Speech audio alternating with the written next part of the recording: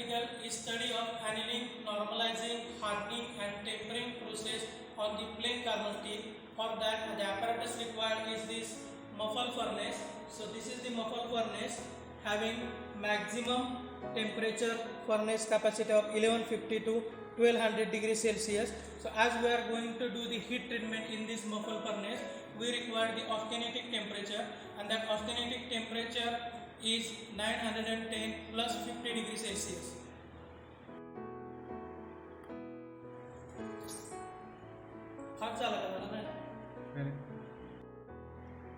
Next apparatus required is the Rockwell hardness tester. So this is our Rockwell hardness tester, and we are going to check the hardness of this mild steel specimen. So we know the process that keeping the specimen onto this anvil, rotating this anvil and touch the ball indent 1/16 inch, then rotate it and apply the minor load of 10 kg. Then we have applied the load of 100 kg as a major load.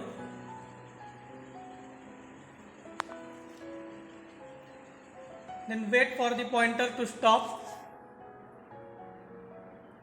So when the pointer stops, let's unload it, that is removing of the load, and we getting the result as a 75 RHN, that is Rockwell hardness number. Now as we know that this particular specimen is the mild steel specimen, and in the practical number 1 we have taken its Rockwell hardness number, and that average Rockwell hardness number of specimen before any heat treatment comes to 47.2 RHN in the practical number 1, and we are going to use the same mild steel specimen, that is the low carbon steel specimen, for annealing heat treatment. So let us call this as specimen number 1, then normalizing heat treatment, call it as specimen number 2, then hardening heat treatment, then we will call it as specimen number 3, followed by the tempering heat treatment. Now we have these 3 specimens, specimen 1, specimen 2 and specimen 3. So let us put this specimen in a furnace. So specimen 1, that we are going for the annealing heat treatment, so we will put it on the left side. So specimen 1 is put from left side. So from left to right, we will keep the specimen as specimen number 1, number 2 and number 3. So let us put the specimen number 2, that is we are going to use for normalizing heat treatment, and it is put in the middle. Then next specimen is for hardening heat treatment, and we will keep it at number 3. So this we are keeping the specimen number 1, number 2, number 3. As of number 1 we are going for annealing heat treatment, number 2 we are going for normalizing heat treatment, and for number 3 we are going for the hardening heat treatment followed by the tempering. So let us close this door, and then we will start the furnace.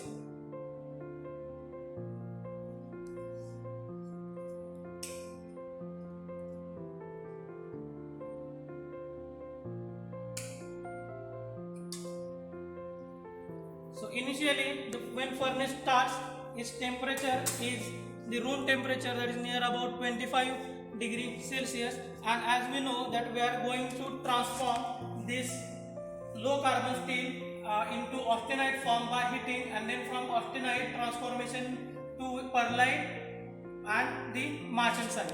So let us apply the heating temperature here. So by pushing this button, we can adjust this temperature. So this is a coarser and this is the finer adjustment. So we will keep the temperature near about 950 degrees Celsius. So why 950? That austenitic temperature is ranging from 727 to 910 degrees Celsius, and as all these specimens are mild steel specimens, that is low carbon steel specimen, we called it as a hypoeutectoid steels, and for hypoeutectoid steels we have to heat this steel to A3 temperature plus 50 degrees Celsius. So A3 temperature is nothing but the upper critical temperature, and it is 910 degrees Celsius, plus 50 or 40 degrees Celsius, that is 950. So that is why we have set it to 950 degrees Celsius. Now let's wait till the temperature is achieved.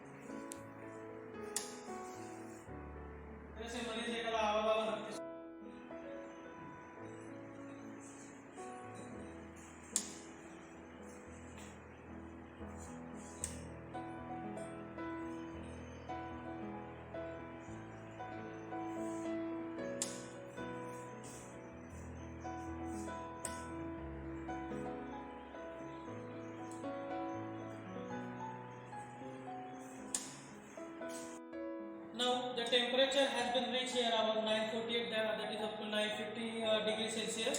So we have to wait for the 30 minutes as a holding time.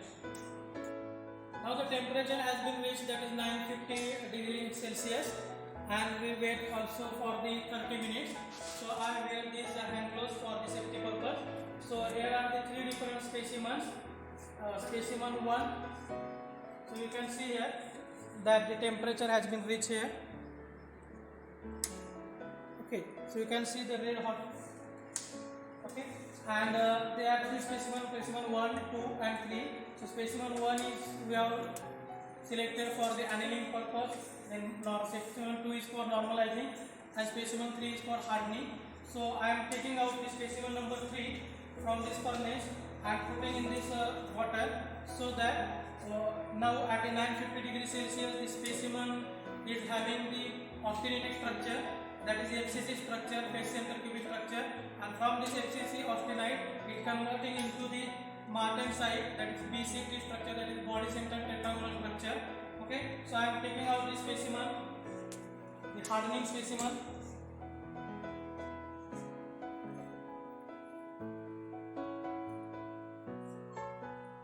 So I have taken out this specimen, and now I am putting this in a water for rapid quenching.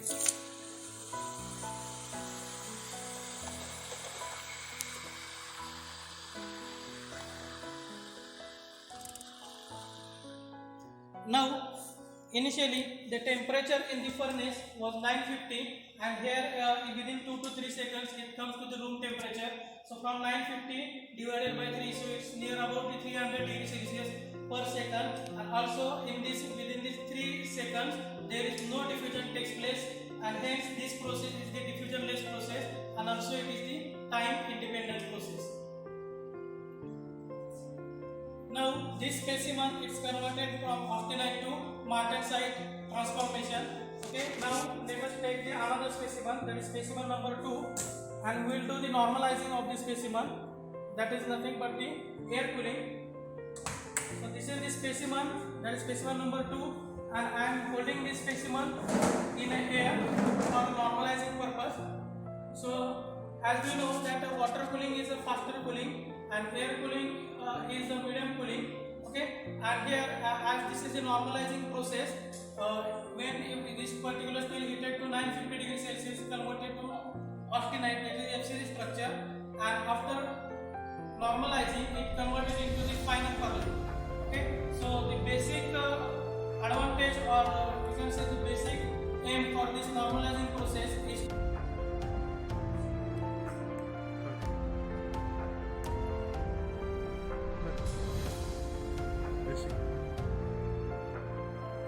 so I am air cooling, putting the specimen in front of the blowing air. Okay, and this the austenite is converting into the final purline now. Okay, so this is air cooling, and we have to stir it in air.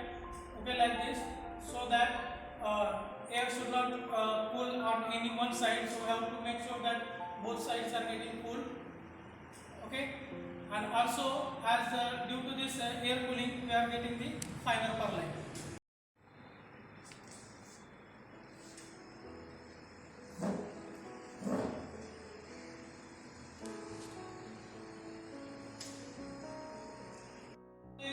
specimen is remaining, that is the specimen number 1. You can see this specimen here. So this is the specimen number 1, and we are going to anneal the specimen number 1. Okay, so annealing means heating the steel to the 950 degrees Celsius. Okay, that is 910 plus 40 degree, that is 950 degrees Celsius, A3 plus 40, and then we hold it for 30 minutes. And next is the cooling rate. So cooling rate is important in the annealing process. So here we are cooling this particular specimen in a furnace only. For that we are going to directly shut down the furnace. So furnace is getting shut down, and we have to wait till room temperature reaches. So room temperature will reach after 7 to 8 hours. After that we will take out that particular specimen and take its Rockwell hardness testing.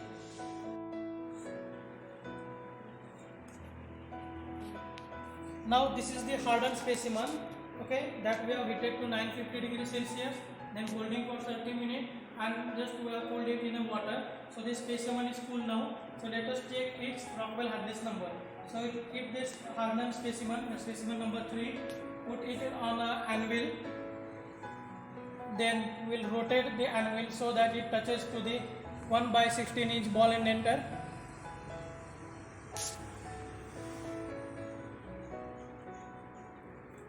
After that we are going to apply the minor load.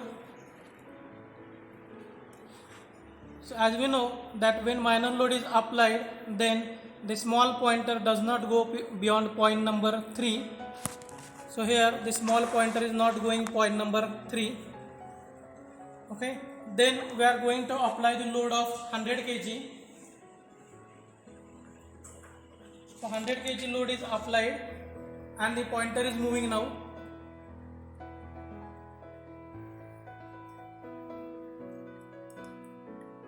Now when pointer stops, we have to unload it. So after unloading, it will give you one reading, and that reading is 58 RHN, that is 58 Rockwell hardness number. Similarly, we have taken the other readings, and they come as 62 RHN, 56 RHN, 64 RHN and 53 RHN. So after hardening heat treatment, the specimen hardness is 58.6 RHN. Now the specimen number 2 is the normalized specimen. So we also take its Rockwell hardness number. So we will take this specimen number 2, that is normalized specimen, put it on the anvil, and then rotate the anvil so that it touches the 1/16" ball indenter.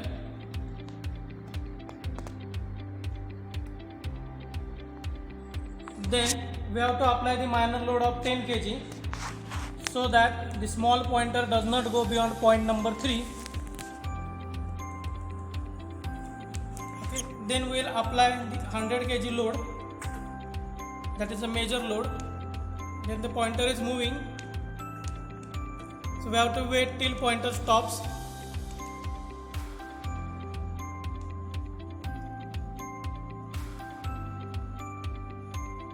Now we have to unload the major load of 100 kg.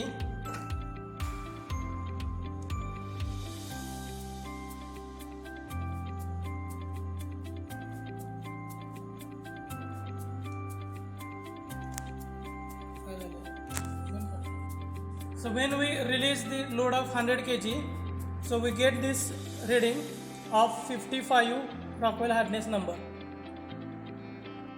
For the specimen number 2, the first reading was 55 RHN. So similarly, we have taken the different readings by using the same process, and it comes 51 RHN, 48 RHN, 46 RHN and 45 RHN, and its average value comes to 49 RHN. Now after 8 hours, the temperature lowers down to 25 degrees Celsius, that is near the room temperature. So now we will take out that annealed specimen. Now the specimen number 1, that is the annealed specimen, is kept on this anvil, and then by a similar way we are going to check its Rockwell hardness number. So specimen is kept on anvil, so we will rotate this anvil so that it touches to the 1/16" ball indenter, and then we will apply the minor load of 10 kg. While applying minor load, make sure the small pointer does not go beyond point number 3. Then we will apply the major load of 100 kg.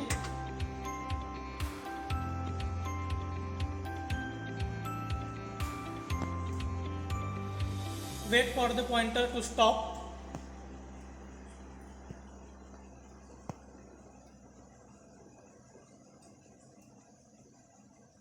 So when pointer stops, we have to unload it, and after unloading we have get this reading that is near about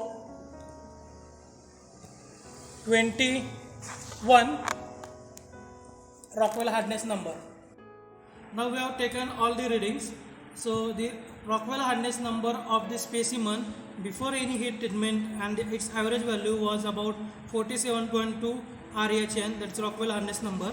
So after the annealing process, so annealing is nothing but the softening process where austenite is converting into the perlite, and as it is softening process, hardness is going to be reduced. So initially it was 47.2 RHN, and after annealing it's convert to the 21.6 RHN.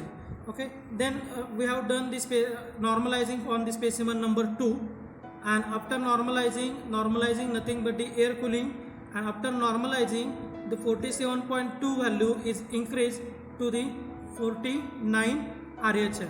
Okay, so hardness is going to be increased due to the air cooling, and air cooling is faster cooling than that of this furnace cooling. Next, the specimen number 3, whose before heat treatment hardness was about 47.2 RHN. So specimen number 3 we have hardened it. So for hardening heat treatment, we take out the specimen at 950 degrees Celsius, that is austenity temperature, and putting it in the water.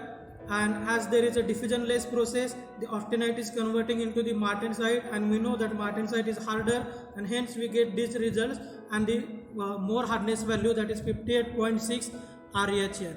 After this hardened specimen, so we have heated the hardened specimen to the 400 degrees Celsius, that is medium temperature tempering, and again we have taken out the readings by similar way, and the readings we found as 62 RHN, 64 RHN, 67 RHN, 70 RHN, and 66 RHN, whose hardness is near about 65.8 RHN. So the difference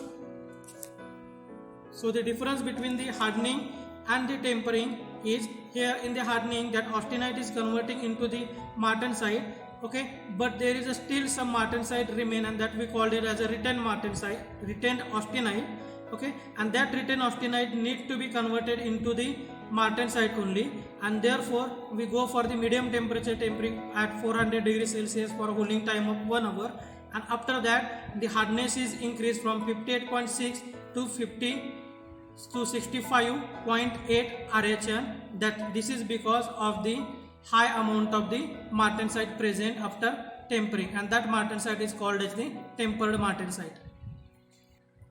So our aim of this particular practical is about to study the effect of annealing, normalizing, hardening and tempering properties on the plain carbon steel. So we have taken the plain carbon steel as a mild steel, that is a low carbon steel, and we have checked its hardness. Before any heat treatment it was 47.2 RHN, and we have done the 4 different heat treatments, that is annealing heat treatment, normalizing heat treatment, hardening, followed by the tempering process. Okay, so after annealing heat treatment we are getting the coarser perlite structure. After normalizing heat treatment we get the finer perlite structure, and after hardening we get the martensite structure, and after tempering we get the tempered martensite structure. And after each and every heat treatment we are getting the different hardness values.